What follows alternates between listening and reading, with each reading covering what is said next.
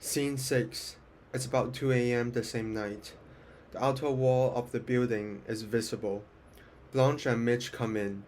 The utter exhaustion, which only a neurasthenic personality can know, is evident in Blanche's voice and manner. Mitch is stolid but depressed.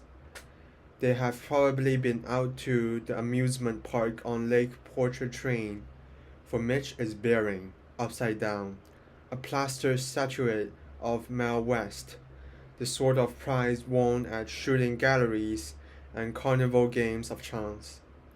Blanche, stopping lifelessly at the steps. Well, Mitch laughs uneasily.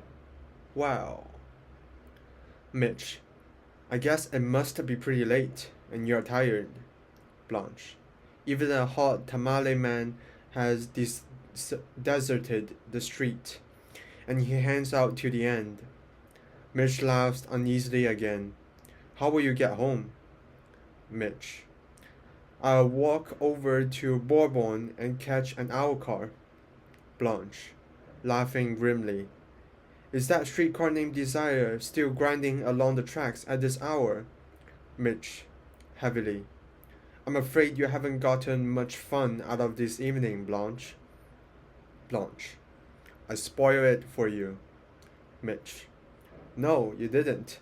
But I felt all the time that I wasn't giving you much entertainment. Blanche, I simply couldn't rise to the occasion. That was all. I don't think I'll ever try so hard to be gay and make such a dismal mess of it. I get 10 points for trying. I did try. Mitch, why did you try if you didn't feel like it, Blanche? Blanche, I was just obeying the law of nature. Mitch, which law is that? Blanche, the one that says the lady must entertain the gentleman, or no dice. See if you can locate my door key in this purse. When I'm so tired my fingers are all thumbs. Mitch, rooting in her purse. This it? Blanche, no, honey. That's the key to my trunk, which I must soon be packing. Mitch, you mean you are leaving here soon? Blanche, I've outstayed my welcome. Mitch, this it? The music fades away. Blanche, Erica! Honey, you open the door while I take a last look at the sky. She leans on the porch rail. He opens the door and stands awkwardly behind her. I'm looking for the Pleiades, the seven sisters, but these girls are not out tonight. Oh, yes, they are. There they are. God bless them, all in a bunch going home from their little bridge party. You get the door open? Good boy. I guess you want to go now. He shuffles and coughs a little. Mitch, can I, kiss you? Good night? Blanche, why do you always ask me if you may? Mitch, I don't know whether you want me to or not. Blanche, why should you be so doubtful? Mitch, that night when we parked by the lake and I kissed you, you... Blanche, honey, it wasn't the kiss I objected to. I liked the kiss very much. It was the other little familiarity that I felt obliged to discourage. I didn't resent it, not a bit in the world. In fact, I was somewhat flattered that you desire me. But honey, you know as well as I do that a girl alone in the world, has got to keep a firm hold on her emotions or she will be lost. Mitch, solemnly, lost? Blanche, I guess you are used to the girls that like to be lost, the kind of that get lost immediately on the first date. Mitch, I like you to be exactly the way you are, because in all my experience, I have never known anyone like you. Blanche looks at him gravely. Then she bursts into laughter and then claps a hand to her mouth. Mitch, Are you laughing at me? Blanche. No, honey. The lord and lady of the house have not yet returned. So come in. We will have a nightcap. Let's leave the lights off, shall we? Mitch. You just do what you want to. Blanche precedes him into the kitchen. The outer wall of the building disappears, and the interiors of the two rooms can be dimly seen. Blanche, remaining in the first room. The other rooms more comfortable. Go on. This crashing around in the dark is my search for some liquor. Mitch, you want a drink? Blanche, I want you to have a drink. You have been so anxious and solemn all evening, and so have I. We have both been anxious and solemn, and now for these few last remaining moments of our lives together, I want to create joie de vivre. I'm lighting a candle. Mitch, that's good. Blanche, we are going to be very bohemian. We are going to pretend that we are sitting in the little artist cafe on the left bank in Paris. She lights a candle stub and puts it in a bottle. Je suis la dame aux camélias. Vous êtes Armand. Understand French? Mitch, heavily. Na, I. Blanche. Voulez-vous coucher avec moi ce soir? Vous ne comprenez pas? Ah, quel dommage. I mean, it's a damn good thing. I have found some liquor, just enough for 2 shots, without any dividends. Honey? Mitch, heavily. That's good. She enters the bedroom with the drinks and the candle. Blanche, sit down. Why don't you take off your coat and loosen your collar? Mitch, I better leave it on. Blanche, no, I want you to be comfortable. Mitch, I'm ashamed of the way I perspire. My shirt is sticking to me. Blanche, perspiration is healthy. If people didn't perspire, they would die in 5 minutes. She takes his coat from him. This is a nice coat. What kind of material is it? Mitch, they call that stuff alpaca. Blanche, oh, alpaca. Mitch, it's very lightweight alpaca. Blanche, oh, lightweight alpaca. Mitch, I don't like to wear a wash coat, even in summer, because I sweat through it. Blanche, oh. Mitch, and they don't look neat on me. A man with a heavy build has got to be careful of what he puts on him so he don't look too clumsy. Blanche, you are not too heavy. Mitch, you don't think I am? Blanche, you are not the delicate type. You have a massive bone structure and a very imposing physique. Mitch, thank you. Last Christmas, I was giving a membership to the New Orleans Athletic Club. Blanche, oh, good. Mitch, it was the finest present I ever was given. I work out there with the weights, and I swim, and I keep myself fit. When I started there, I was getting soft in the belly, but now my belly is hard.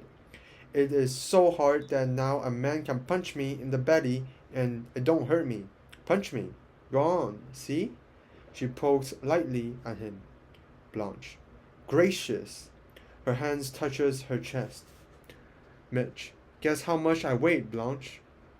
Blanche, oh, I would say in the vicinity of 180? Mitch, guess again. Blanche, not that much? Mitch, no, more. Blanche, well, you're a tall man and you can carry a good deal of weight without looking awkward. Mitch, I weigh 207 pounds and I'm 6 feet 1.5 inches tall in my bare feet without shoes on, and that is what I weigh stripped. Blanche, Oh, my goodness, me. It's how inspiring. Mitch, embarrassed. My weight is not a very interesting subject to talk about. He hesitates for a moment. What's yours? Blanche. My weight? Mitch. Yes. Blanche. Guess. Mitch. Let me lift you. Blanche. Samson. Go on, lift me. He comes behind her and puts his hands on her waist and raises her lightly off the ground. Well, Mitch, you are light as a feather. Blanche. Ha ha! He lowers her but keeps his hands on her waist. Blanche speaks with an affection of demeanors.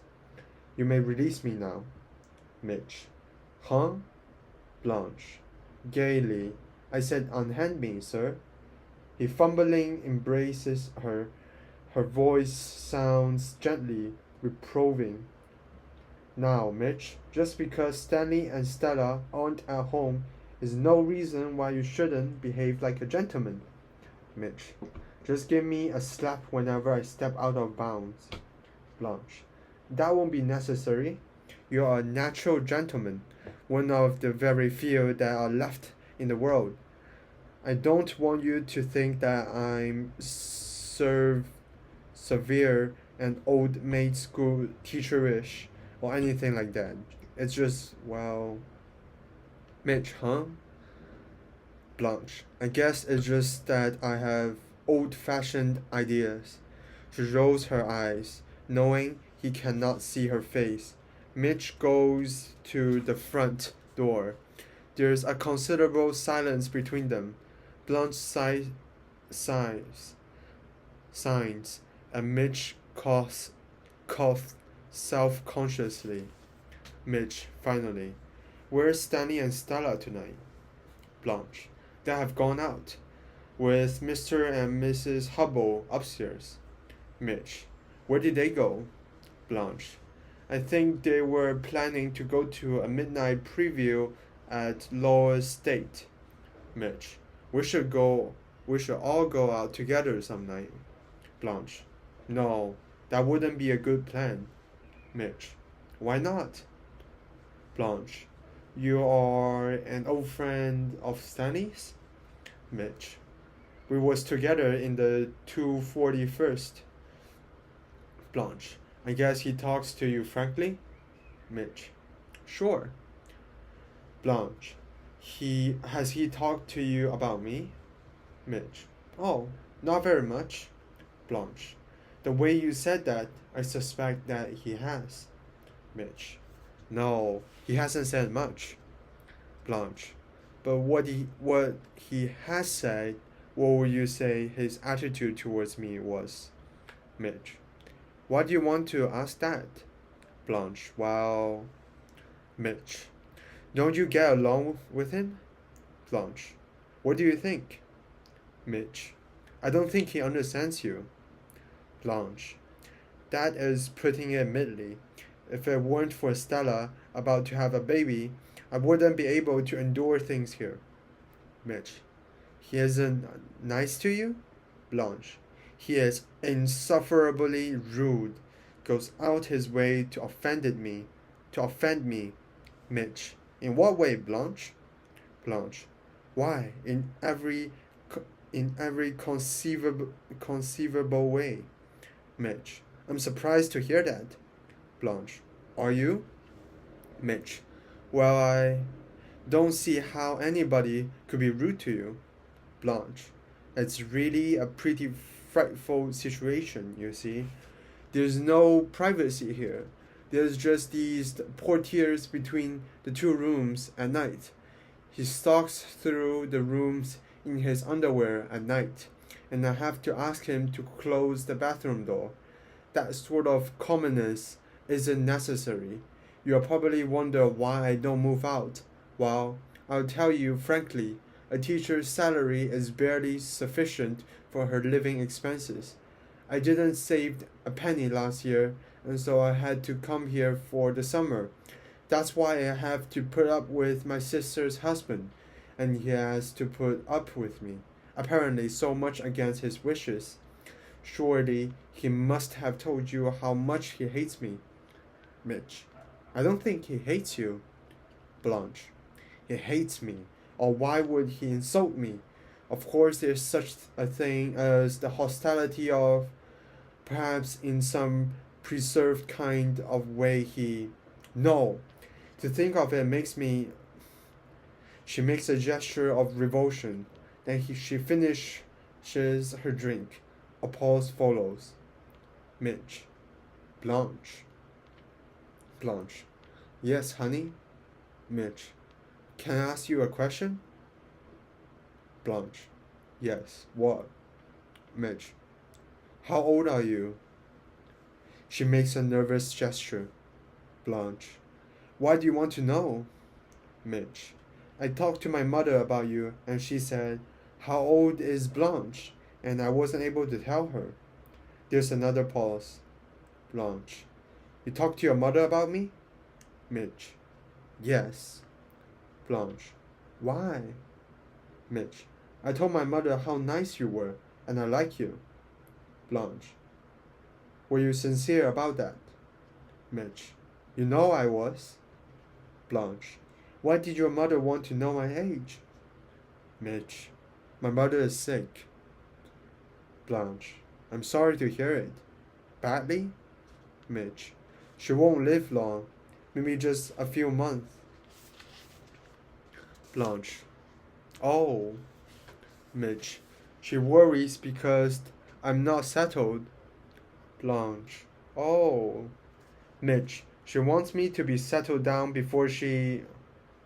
His voice is hoarse and he clears his throat twice, shuffling nervously around with his hands in and out of his pockets. Blanche. You love her very much, don't you? Mitch. Yes. Blanche. I think you have a great capacity for devotion. You will be lonely when she passes on, won't you? Mitch clears his throat and nods. I understand what that is. Mitch. To be lonely? Blanche. I loved someone, too. And the person I loved, I lost. Mitch. Dead? She crosses to the window and sits on the sill. Looking out, she pours herself together another drink. A man? Blanche. He was a boy, just a boy, when I was a very young girl. When I was 16, I made a discovery, love, all at once, and much too completely. I was like you, suddenly turned a blinding light on something, and had always been half in shadow. That's how it struck the world for me. But I was unlucky, deluded. There was something different about the boy, a nervousness, a softness and tenderness which wasn't like a man's. Although he wasn't the least bit effeminate looking, still, that thing was there. He came to me for help. I didn't know that. I didn't find out anything till after our marriage, when we would run away and come back, and all I know was I would fail him in some mysterious way and wasn't able to give the help he needed, but couldn't speak of. He was in the quicksands and clutching at me, but I wasn't holding him out. I was slipping in with him. I didn't know that. I didn't know anything except I loved him unendurably, but without being able to help him or help myself. Then I found out, in the worst of all possible ways, by coming suddenly into a room that I thought was empty, which wasn't empty, but had two people in it. A locomotive is heard approaching outside.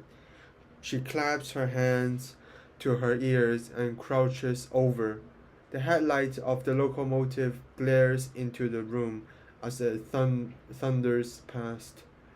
As the noise recedes, she straightens slowly and continues speaking. Afterwards, we pretend that nothing had been discovered.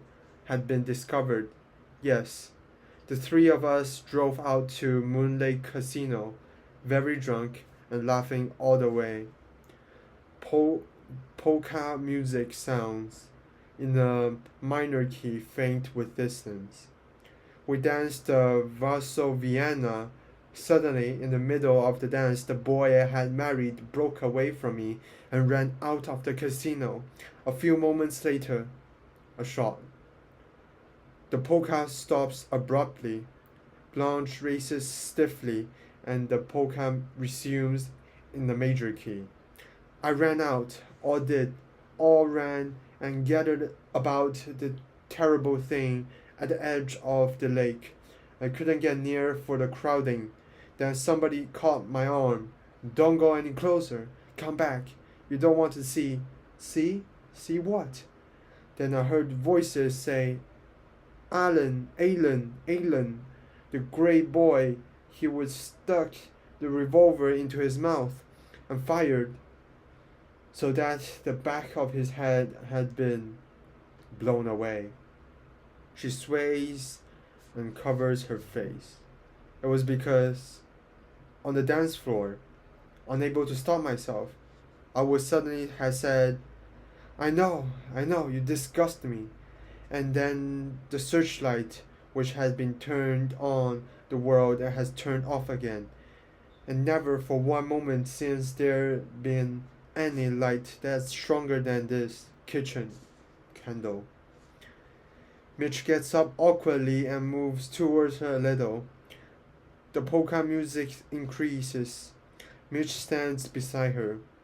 Mitch, drawing her slowly into his arms. You need somebody, and I need somebody too. Could it be you and me, Blanche? She stares at him vacantly for a moment. Then with a soft cry, huddles into his embrace. She makes a sobbing effort to speak, but the words won't come. He kisses her forehead and her eyes, and finally her lips. The polka tune fades out. Her breath is drawn and released in long, grateful sobs. Blanche. Sometimes there's God so quickly.